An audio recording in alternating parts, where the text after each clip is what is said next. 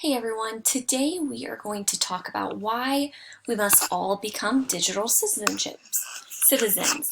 So what does digital citizenship mean? It is referring to the responsible use of technology by anyone who uses computers and the internet and any digital devices to engage with society on any level. So why do we need to learn about digital citizenship?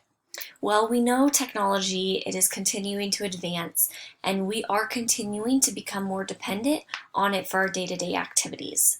So teaching digital citizenship, it's essential to helping our students achieve and understand digital literacy, as well as ensure that cyberbullying is being prevented. We are keeping them safe online. They are digitally responsible, and digital health and wellness. So there is good digital citizenship and also bad digital citizenship. And we probably know we've experienced both of those. So let's take a look at good digital citizenship. That's engaging young students and shows them how to connect with one another, empathize with each other, and create lasting relationships through their digital tools. There's also bad digital citizenship. This is where we see cyberbullying, irresponsible social media usage, and just a general lack of knowledge of how to safely use the internet. But what's so cool is that all of these requirements to be a good digital citizen can be taught in our classrooms. So why should we teach them? Just to wrap up what I just said, we are using technology more and more in education, through jobs, meetings, conferences. Technology is just being used, and we need to make sure that they, as our students, are understanding the major tools that technology has and how to be successful with those. So equipping our students with knowledge and those skills, how to become lifelong learners, and just making sure they are engaging with a digital environment responsibly and with confidence. So here are 5 reasons from GoGuardian of why teach digital citizenship. First is information literacy. So with Google, so many reference materials sites that are online, and to our students, they're just a click away. So they have access to this information. And the challenge is that for our students to be able to sift through that information and understand it and be able to use all of it that is available to them, that's just at the click of a button. So information literacy is reason 1. Cyberbullying prevention is reason 2. We know it's becoming an increased concern, and it's going to continue because technology is continuing to advance. So how can we prevent cyberbullying? Establish those guidelines, incorporate lessons for online communication responsibly, discussing etiquette early on and repeating it, and helping students communicate respectfully. So having those clear boundaries and really creating a list of do's and don'ts and reviewing those digital citizenship rules. 3, online safety. Students who are taught to understand and prioritize online safety do feel confident to take charge of their digital lives, and they don't feel as threatened or even just the potential that awaits them online. So we must teach our students to protect themselves and their identities and refrain from sharing personal information about themselves or others, really trusting their gut and notifying a trusted adult when they don't have that right feeling. Reason 4, digital responsibility. Now with the power that they have in their hands, we have to be able to make sure they can use that power responsibly. Students must be taught to use that power wisely in order for them to create those long-term educational and personal success. And then reason 5, the health and emotional wellness part of it in the digital world.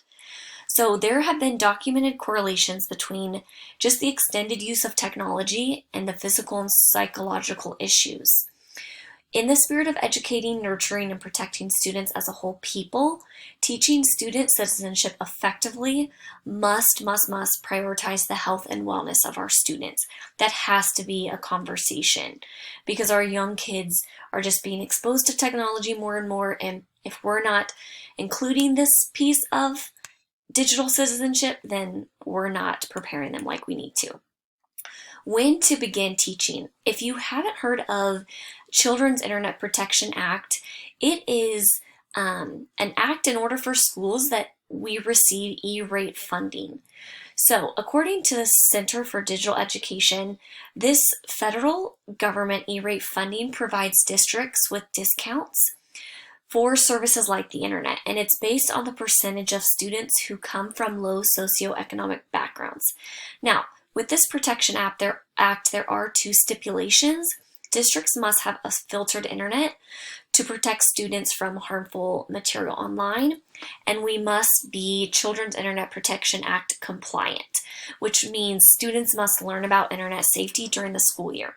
So having digital citizenship is a must for us in order to continue to get that E-rate funding. With integrating digital citizenship, there are 5 just key tips to integrating this district-wide. So first, integrate from the very beginning. That means from the beginning of the year. That means when you start with technology, talk about digital citizenship. Second is using digital citizenship through elementary school, middle school, and high school, and making sure that all those schools, all those teachers are cooperating with one another, having those vertical conversations. Principals, staff, IT directors, superintendents, school boards also need to jump on board, and they need to work together to integrate digital citizenship as well. Another key tip is digital citizenship teaching should be a district-wide initiative. If it's not, talk to your principal, talk to your team, and see what you need to do. That should be in your school district handbook, which it is in ours. So if you don't know what our district-wide initiative is, take a look. Our 5th key tip is that curriculum should be used and should be broken down by grade level. So with those key tips, just having those in mind before you jump into looking into curriculum. And before you even look into curriculum, I want to teach you about 3 how-to important factors with digital citizenship. First is to define. So as you're thinking about integrating digital citizenship, define the elements that you wish to use in your curriculum. There are some examples for you. And that would not just be you on your own. I would say talk to your 2nd grade team or talk to principal. What elements do you want to integrate? Create. So construct a creative curriculum that highlights those themes from step 1. And then execute. So executing those digital citizen principles by integrating them into existing teaching models and strategies. So as you're using the internet, talking about it and not just skipping over that, even though that may be something we think, oh yeah, they know how to do, stop and teach it. So how to teach digital citizenship. From Applied Educational Systems, they have introduced me to 7 key concepts. So here with these 7 key concepts, I've also included hyperlinks from the article that they shared, and then in the red is just a keyword for you to know what that hyperlink is about. So first, focus on empathy with digital citizenship. Talk about how the internet works. Help students to understand their user data, that they have digital footprints. Practice digital literacy, so reading information online and knowing what it means. 5th, acknowledge the digital divide. Next, practice digital wellness of how to step away from technology, take a break from it. And then another key concept is how to secure and protect digital devices. Then let's kind of look at now more the curriculum side of it, now that you kind of have an idea of kind of the key concepts and just those tips. Here are 3 platforms that you could use for activities, lessons, and curriculum. First is Common Sense Media. There's a toolkit for admin and then teachers. And this is the website I use in my classroom for my 2nd graders. I think there's 7 or 8 lessons. They have slides available, handouts, activities for you to use. So that is a really, really cool website. I would highly recommend checking it out if you haven't yet. NetSmart and iKeepSafe is new to me. They do provide supplemental curriculum, and I'm pretty sure all of that is free. So check those out and see how you could integrate those into your classroom.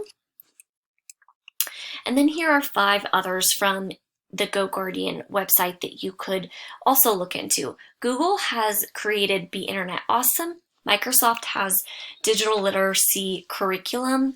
Safe Online Learning is from the FBI, and then Ignition is, I haven't heard of, it's from EverFi, just digital learning and responsibility curriculum. And then here is the last hyperlink, top 4 middle school digital citizenship activities. So these are going to take time. The first place to start is to just look at these and see what you feel like would best fit your students, but make sure you're using your school district's responsibility use policy and just what's their initiative with digital citizenship. Then, as teachers, just to question, are you ready? So here's a fun acronym for all leaders to cultivate a positive culture for online learning. R is to remind students to be mindful. E, encourage students to step away. A, accountability is key, and making sure that having the digital use guide for online use that teaches students how to properly and safely use the internet. That comes from our district, having the responsible use policy and using that in our classrooms and in our schools. D, demonstrate and model good citizenship. And Y is be a culture of yes when it comes to launching digital tools. So everyday modeling teachers is one thing that we do with everything else. And so using this when we're talking about digital citizenship. Making sure we implement web content filtering and monitoring. Model appropriate online and classroom behavior expectations in addition to the instruction.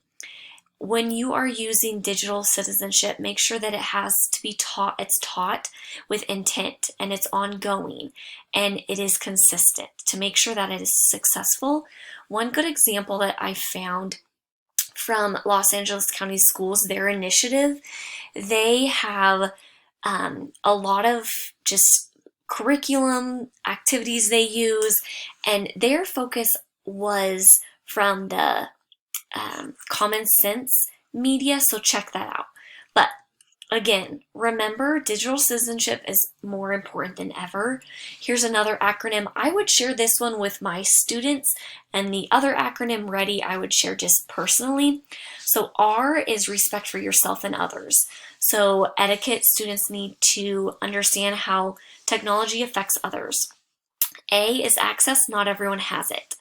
L is law, making sure that they know the law and what they can do with or without permission. E, educating yourself and others, so having that literacy piece to it. The communication is important. And then commerce, where we are buying and selling and using technology all the time. P is protecting yourself and others' rights, and also our rights and responsibility that we have, the security that we're responsible for guarding, and the health and wellness, just having it be a balance of our online world and the real world. Here are some references that I used and how I kind of group these, I organize them. References for information. Check out these 7 websites and resources for you to use for just more information on digital citizenship. Then here are references for curriculum or lessons or just activities that you could use in your classroom that are available to teachers. And how, just the importance of this, I just want to reiterate that digital citizenship, it is how we are just preparing our students and supporting their educational success and well-being of all students and adults. So I feel like this, making sure that we're all digital citizens, using technology every day, we have to make sure we know how to use it and use it responsibly, because we all are digital citizens and we all play a role in it. And it's extremely relevant, like I said, because technology is continuing to increase and we are all active online. So just my reflection through this is that, through just my classes in at Fort Hays, it has been continuing to show me and open my eyes to the importance of digital citizenship and what I wasn't doing and what I'm doing now.